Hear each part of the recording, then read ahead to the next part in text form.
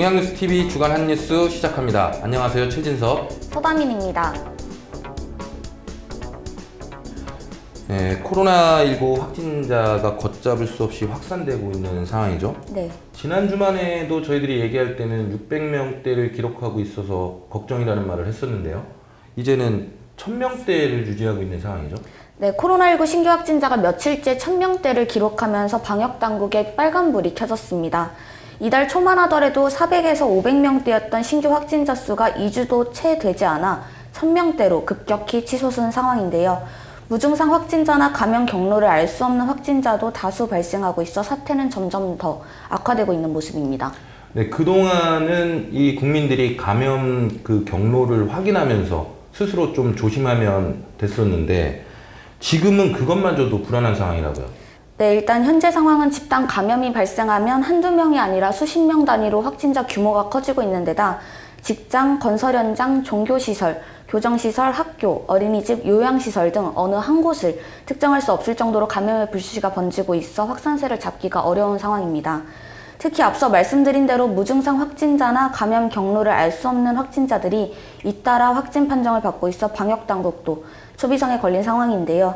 최근 코로나19 확진자가 수도권에서 집중적으로 발생하면서 정부는 숨은 감염자를 찾기 위해 젊은 층이 많이 모이는 대학가와 서울역 등 150여 곳에 임시 선별진료소를 설치하고 익명으로 누구나 검사를 받을 수 있도록 조치했는데 이번 조치가 얼마나 큰 성과를 거둘 수 있을지는 조금 더 지켜봐야 할 것 같습니다. 네, 확진자 수가 증가하면서 사회적 거리두기 3단계 격상 기준을 충족했다고 나오는데요. 네. 3단계 격상은 그럼 언제쯤 되는 건가요?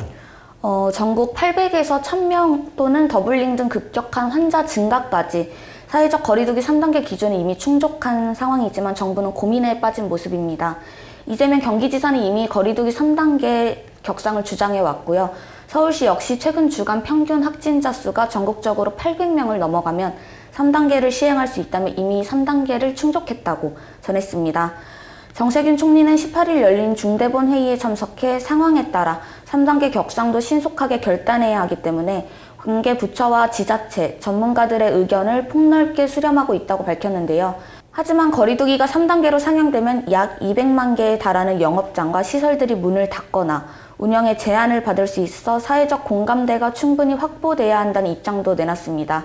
이에 따라 3단계 격상이 언제 이뤄질지는 아직 불투명한 상황입니다. 네, 전국 대부분의 영업장들은 이미 문을 닫은 거나 다름없는 큰 피해를 입고 있는 상황인데요. 네. 어느 정도의 공감대가 확보해야 된다는 것인지 도무지 이해가 안 되는데요. 네, 그런데 정세균 총리 얘기가 나왔으니까 하나 살펴보죠. 젊은 층을 겨냥해서 개탄스럽다고 했다고요. 네, 지난 17일 정부 서울청사에서 열린 코로나19 대응 중대본 회의에서 나온 발언인데요. 정 총리는 이날 크리스마스와 연말 연시를 앞두고 호텔과 파티룸, 펜션 등에서 소규모 예약이 급증했다는 보도와 관련해 대규모 모임과 행사는 줄었지만 오히려 젊은 층 중심의 소규모 모임이 늘면서 강원도나 제주도에 빈방이 없을 정도라고 하는데 대다수 국민들이 매일매일 확진자 수의 촉각을 곤두세우면서 코로나19 확산세를 반전시키기 위해 힘을 모으고 있는 상황에서 참으로 개탄스러운 모습이라고 전했습니다. 이어 이번 연말만큼은 사랑하는 가족과 친구, 동료의 안전을 위해 각종 만남이나 모임을 모두 취소하고 사람들과의 접촉을 피해 주실 것을 다시 한번 간곡하게 부탁드린다는 말도 덧붙였습니다. 이제는 젊은 층 탓을 하는 건가요? 정 총리의 발언이 또 세대 간 갈등을 부추기는 건 아닌지 걱정이 됩니다. 네, 코로나 소식 하나 더 짚어볼까요? 네, 우려했던 병실 부족 현상이 현실로 드러났다고요? 네, 코로나19 확진자가 급증하면서 확진자를 수용할 병실이 부족할 거라는 건 이미 예견된 일이었는데요. 병실을 기다리다가 사망하는 안타까운 소식이 잇따랐습니다. 지난 16일에는 전북 익산에서 확진 판정을 받은 80대가 병실을 기다리다가 사망한 것으로 알려졌고요. 서울에서도 코로나19 확진 판정을 받고 병상 대기 중 사망한 사례가 처음 발생했습니다. 이뿐만이 아닙니다. 병상이 부족하다 보니 위중한 환자들은 아파도 병원에 가지 못하는 상황이 발생하고 있습니다. 일반 환자들도 제때 치료를 못 받는 건 마찬가지인데요.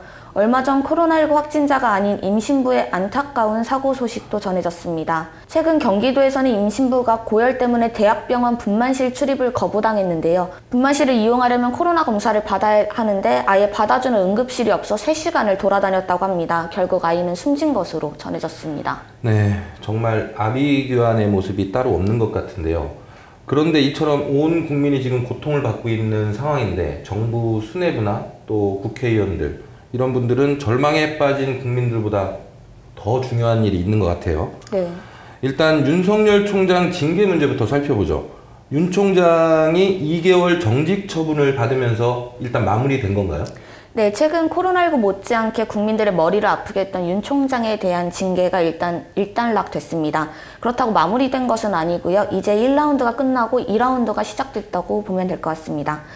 윤 총장이 징계 처분에 불복해 행정소송과 효력정지, 집행정지 신청을 낸다는 방침을 밝히면서 법원에서 추미애 법무부 장관과 윤 총장 사이의 대치 국면이 다시 이어질 것으로 보입니다. 윤 총장은 지난 16일 변호인을 통해 알린 입장문에서 법무부 징계위가 의결한 정직 2개월 처분과 관련 임기제 검찰총장을 내쫓기 위해 위법한 절차와 실체 없는 사유를 내세운 불법 부당한 조치라며 검찰의 정치적 중립성과 독립성, 법치주의가 심각하게 훼손됐다고 밝혔습니다.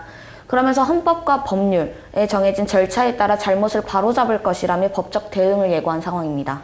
네, 근데 징계위가 인정된다고 밝힌 윤 총장에 대한 4가지 혐의는 어떤 것들인가요? 네, 인정된 윤 총장의 4가지 혐의는 주요 사건 재판부 분석 문건의 작성 및 배포, 채널 A 사건 관련 감찰 방해, 채널 A 사건 관련 수사 방해, 정치적 중립에 관한 부적절한 언행 등인데요. 이외 언론사 사주와의 부적절한 교류, 감찰에 관한 협조 의무 위반 등 감찰 불응 부분에 대해선 징계 사유가 있으나 징계 사유로 삼지 않는 것이 타당하다고 봐 불문 결정을 내렸습니다. 또 채널 A 사건 감찰 관련 정보 유출, 한명숙 전 총리 사건 감찰 방해 부분은 증거 부족으로 인한 무혐의로 처분됐습니다. 네, 국민들이 현재 감염병과 사투를 벌이면서 죽어나가고 있는 상황인데요. 이 시국에 정말 대단한 일들을 하고 계신 것 같습니다. 또 대단한 일을 하신 국회의원이 있다고요? 네, 무슨 말씀 하시는지 알 것 같은데요. 코로나19 확진자가 1000명대를 기록하고 있는 상황에서 더불어민주당 윤미향 의원이 지인들과 와인 모임을 하는 사진을 올려 논란이 됐습니다. 네, 정 총리가 젊은 층의 모임에 대해서 개탄스럽다는 발언을 했는데요. 정말 어떤 것이 개탄스러운 일인지는 잘 살펴봐야 할 것 같습니다. 네. 네, 그런데 윤 의원이 해명이라고 내놓은 말이 또 다른 논란이 되고 있다고요? 네, 맞습니다. 윤 의원은 사진이 논란이 되자 해명을 했는데요. 그 해명이 더 큰 논란을 가져왔습니다. 윤 의원은 앞서 자신의 SNS에 지인들과 와인을 곁들여 식사하는 사진을 올리고 길할머니 생신을 할머니 빈자리 가슴에 새기며 우리끼리 만나 축하하고 건강 기원이라고 적었는데요.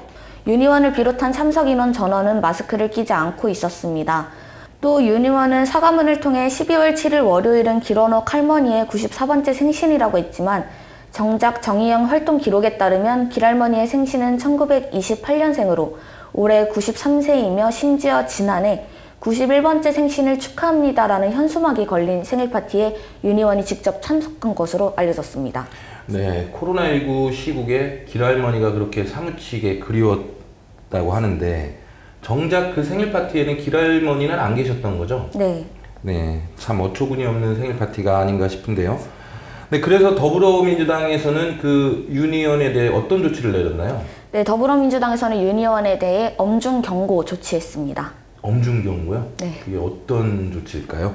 저도 잘... 네, 저도 잘 모르겠는데요. 코로나19로 시작된 올해는 마지막 한 장의 달력만을 남겨놓고 있는 상황에서도 그 기세가 꺾이지 않고 있습니다. 그래서 그런지 계속되는 한파는 더 매섭게 느껴지는데요.